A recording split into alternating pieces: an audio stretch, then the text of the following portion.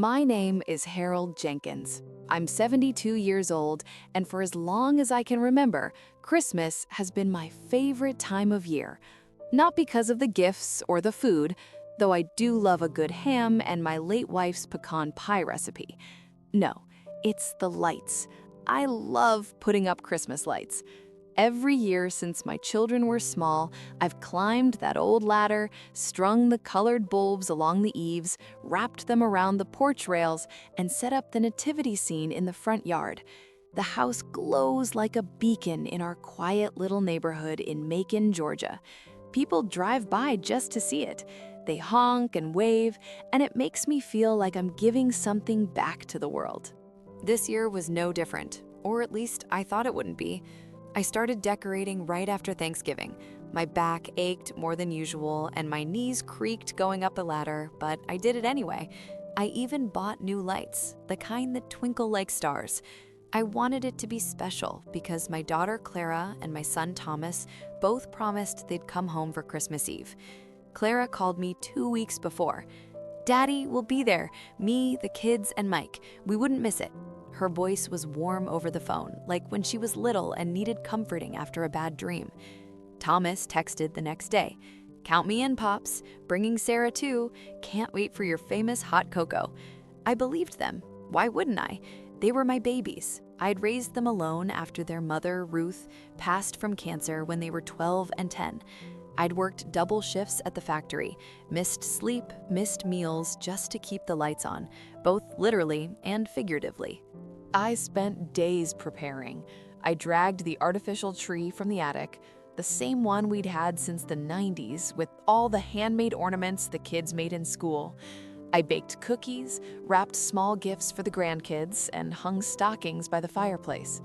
On Christmas Eve morning, I shoveled the light snow off the walk, checked the lights one last time, and waited. The house smelled of pine and cinnamon. I sat in my recliner by the window, watching the street. By noon, nothing. By 2, my stomach started nodding. I called Clara. Voicemail. Texted Thomas. No reply.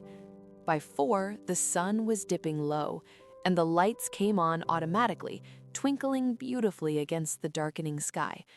But the house was silent, empty. I made myself a plate. Ham, sweet potatoes, green beans, but I couldn't eat more than a few bites. I sat at the dining table set for 8, staring at the empty chairs. The grandkids' stockings hung limp. I turned on the TV for company, some old Christmas movie, but the laughter felt mocking. By 8 o'clock, I knew they weren't coming. Again, just like last year when Clara said work emergency and Thomas claimed car trouble. Just like the year before. I turned off the main lights, left only the tree and outdoor ones glowing, and sat in the dark living room. The tears came quiet at first, then harder. 72 years old, and here I was, alone on Christmas Eve, with a house full of decorations no one would see. It was past 11 when I heard cars pull up, 2 of them. Laughter spilled out, familiar voices slurred with alcohol. The door opened without knocking. Clara stumbled in first, cheeks flushed, wearing a sparkly red dress.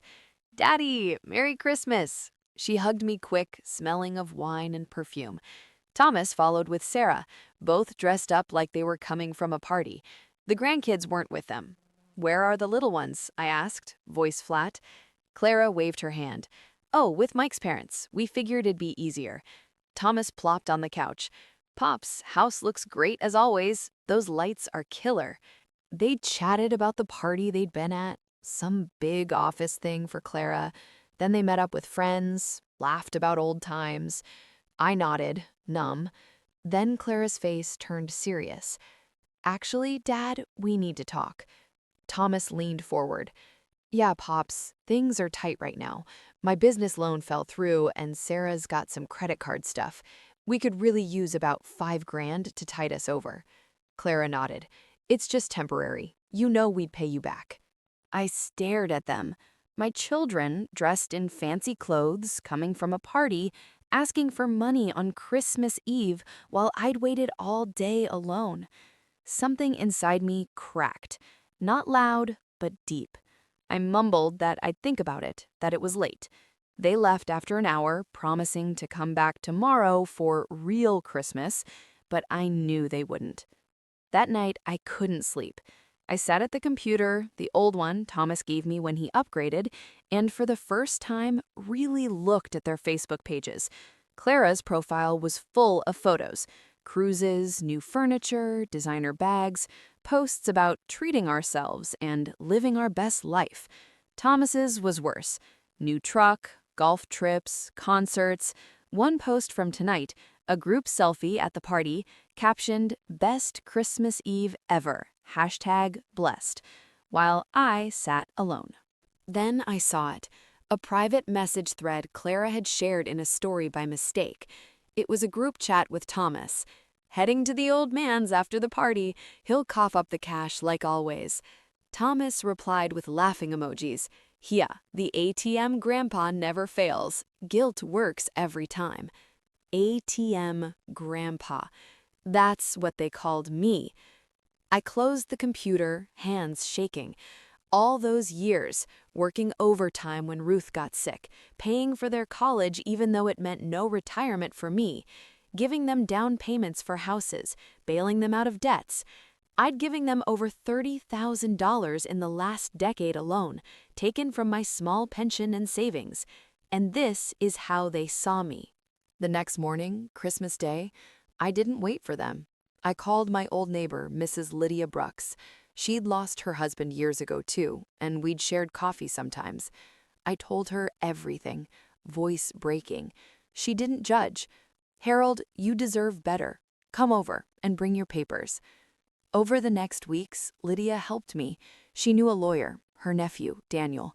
I met with him, showed bank statements, the money transfers, the social media prints. Daniel explained I wasn't obligated to support adult children.